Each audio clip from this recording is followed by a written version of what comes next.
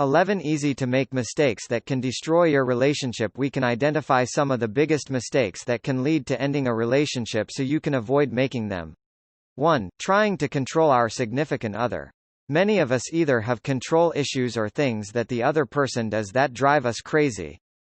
Both of these scenarios can lead to us wanting to control or comment on every move the other person makes. Think about it though, would you like someone telling you what to do every waking minute? You are not this person's parent. If she is a grown adult, treat them like one. 2. Complaining to everyone else about your relationship. A flip side of not expressing your feelings to your partner is expressing them to everyone but your partner. Specifically, when you complain about your partner and/or your relationship to everyone else. Whether you talk to your partner or not, complaining to others about your relationship is a bad idea for many reasons. First, every time you complain about your partner to someone else, they get a slightly more negative opinion of your partner. This negative opinion doesn't go away after you and your partner work out the problem. 3. Losing the romance in the relationship is one of the key reasons why relationships fail. It is easy to become complacent and slack on making an effort for romance. The truth is, relationships are work. Not that you won't have any fun along the way, but you need to remember it takes a focused effort to be romantic with your partner. 4. Not being completely honest about your feelings. There are plenty of reasons you might want to hide your feelings. You might be afraid of being vulnerable. You might think your feelings are silly or unwarranted.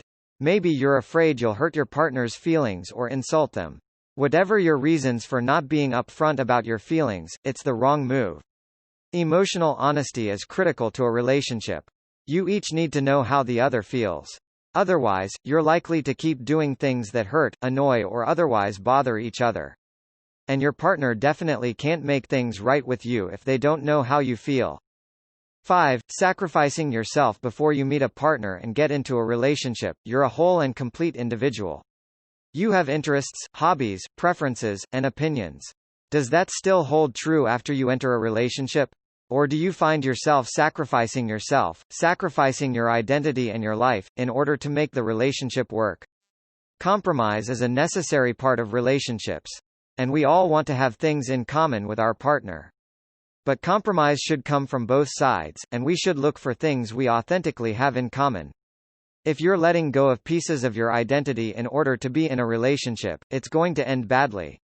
A loving, good partner should encourage you to keep up with hobbies and interests. They should encourage you to maintain relationships with friends and family. They should be able to deal with you liking mild salsa while they enjoy spicy. 6.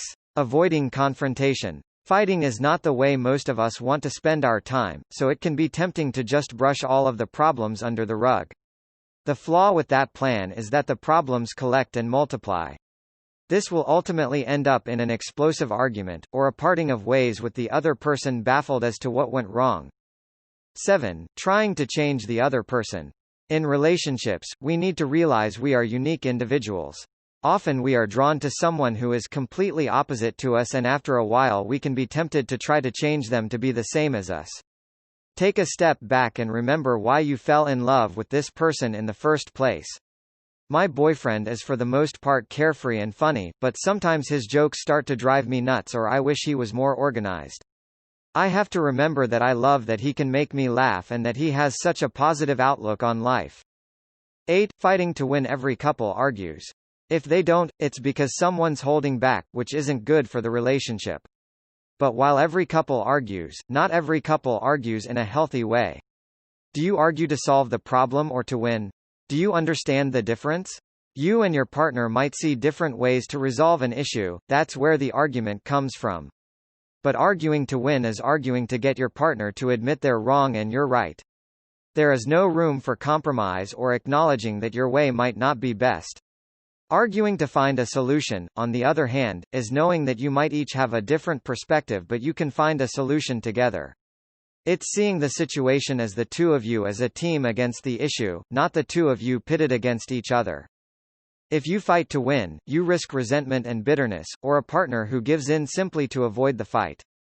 Instead of trying to prove your own point and be crowned winner of the argument, ask questions and try to see your partner's point of view.